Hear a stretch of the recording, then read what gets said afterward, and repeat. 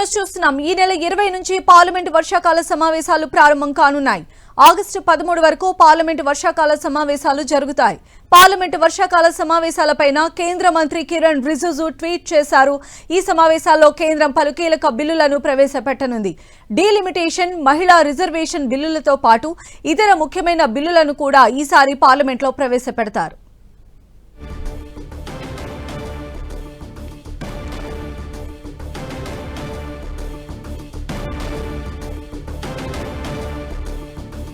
So ఈ నెల 20 నుంచి కూడా పార్లమెంట్ సెషన్స్ ప్రారంభం కాబోతూ ఉన్నాయి. ఆగస్టు 13 వరకు పార్లమెంట్ సమావేశాలు జరిగే అవకాశం ఉంది. అయితే ఈసారి పార్లమెంట్ సెషన్స్ చాలా హాట్గా ఉండేటువంటి అవకాశం కూడా కనిపిస్తోంది.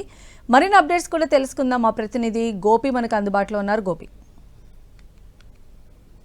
13 వరకు కూడా పార్లమెంటు వర్షాకాల సమావేశాలు ప్రారంభం కానున్నాయి. గత సెషన్ లో కీలకమైన బిల్లులను ప్రవేశపెట్టిన కేంద్ర ప్రభుత్వం మహిళా రిజర్వేషన్, డీలిమిటేషన్ కు సంబంధించి కూడా విపక్ష పార్టీలంతా కూడా సహకరించకపోవడంతో ఆ బిల్లు వీగిపోవడం జరిగింది. అయితే ప్రస్తుతం ఈ సెషన్ లో చాలా కీలకమైన బిల్లులను తీసుకొచ్చే యోచనలో ప్రస్తుతం కేంద్ర ప్రభుత్వం ఉంది. దీంట్లో ముఖ్యమైన బిల్లు, నేతలు అరెస్ట్ అయిన తర్వాత 30 రోజుల పాటు జైల్లో ఉంటే వారి పదవిని పోగొట్టేందుకు కూడా ఈ బిల్లును తీసుకురాబోతున్నారు. దీంట్లో ప్రధాని, ముఖ్యమంత్రులతో పాటు మంత్రులందరికీ కూడా వర్తించే విధంగా తీసుకురాబోతున్నారు. అందుకు సంబంధించి కూడా రాజ్యాంగంలోని 130వ సవరణ బిల్లును కూడా తిరిగి తీసుకొచ్చేందుకు కేంద్ర ప్రభుత్వం ప్రయత్నాలు అయితే చేస్తూ ఉంది. సమావేశాల ప్రారంభానికి ముందే ఈ బిల్లు పైన అధ్యయన నివేదికను కూడా ఆమోదించనున్నట్టు సంయుక్త పార్లమెంటరీ కమిటీ కూడా ఇప్పటికే ప్రకటించడం జరిగింది. దీనికి సంబంధించి కూడా ఇటీవల ఎక్స్ ఖాతా వేదికగా పార్లమెంటరీ వ్యవహారాల శాఖ మంత్రి కిరణ్ రిజిజు కూడా తన ఎక్స్ ఖాతా వేదికలో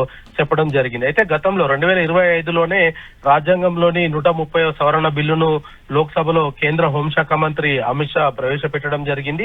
విపక్షాల అభ్యంతరాలతోటి అపరాజిత సారంగి నేతృత్వంలో కూడా ఈ యొక్క జేపీసీని ఏర్పాటు చేశారు. ఈ నెల 17న జేపీసీ ఈ బిల్లు అధ్యయనం చేసిన నివేదికను కూడా అందించనుంది. మరి 20 నుంచి ప్రారంభమయ్యే పార్లమెంటు వ్యవహార వర్షాకాల సమావేశాల్లోనే ఈ బిల్లును ప్రవేశపెట్టి ఆమోదించాలనేది కూడా ఆలోచిస్తుంది. మరోవైపు డీలిమిటేషన్, మహిళా రిజర్వేషన్ కి సంబంధించి కూడా గతంలో ఏదైతే మే 16, 17, 18 3 తేదీల్లో ప్రత్యేకమైన పార్లమెంటు సమావేశాన్ని ఏర్పాటు చేసిన సందర్భంలో కూడా విపక్ష పార్టీలంతా కూడా ఆ బిల్లును ఆమోదించకపోవడం, ఆ తర్వాత 5 రాష్ట్రాల ఎన్నికలు జరగడం, ప్రస్తుతం ఇటు బీజేపీకి ఈ బిల్లును ఆమోదింపజేసుకునేందుకు పూర్తి స్థాయి మెజార్టీ ఉండడంతో ఈ బిల్లును కూడా మరోసారి తిరిగి సభలోకి తీసుకువచ్చే యోచనలో ఉన్నారు. రానున్న సంవత్సరంలో ముఖ్యంగా ఉత్తరప్రదేశ్ లాంటి రాష్ట్రాల లాంటి రాష్ట్రాలకు ఎన్నికలు జరగనున్న నేపథ్యంలో మరి డీలిమిటేషన్, మహిళా రిజర్వేషన్ కూడా కీలకంగా మారనుంది. ఇటు